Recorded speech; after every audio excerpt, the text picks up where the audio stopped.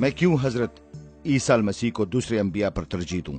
अगर अल्लाह ताला का कलाम किसी को फजीलत बख्शता है तो उसे रद्द करने वाले या नामंजूर करने वाले हम कौन होते हैं? हम जानते हैं कि कुरान शरीफ में उनका जिक्र बेशुमार मर्तबा आया है और ये जिक्र उन्हें फजीलत बख्शता और अजीम करार देता है।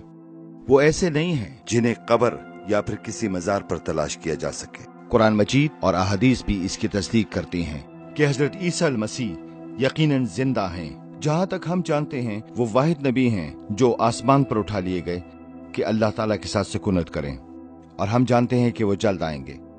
ये बिल्कुल साफ और वाज़ेह है, इसलिए वो जिंदा हैं। ये फजीलत उन्हें अहम मकाम और दर्जा बख्शती है। वो इस तरह भी मुनफरिद हैं कि वो वाहिद नबी हैं जिनका कोई जिस्मानी बाप नहीं है। अल्लाह तबारक व तआला ने हजरत ईसा मसीह को मुकम्मल तौर पर एक मुमताज मकाम बख्शा है। वो मुख्तलिफ हैं और यही बात उन्हें फजीलत बख्शती है।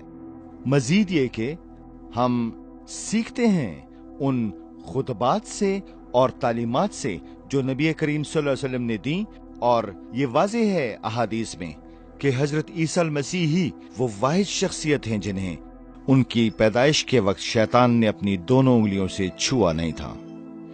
तमाम बनी नौ इंसान को किसी को भी छोड़े बगैर उनकी पैदाइश के वक्त अल्लाह ताला का दुश्मन शैतान छूता है, जिसकी वजह से उनकी जिंदगियों में मसाइल पैदा होते हैं।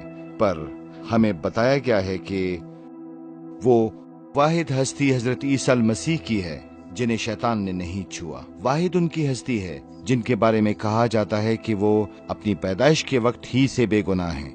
उनके बारे में कहा गया जब वो अपनी माँ के रहम में ही थे तो उस वक्त उन्हें पाक बेटा कहा गया।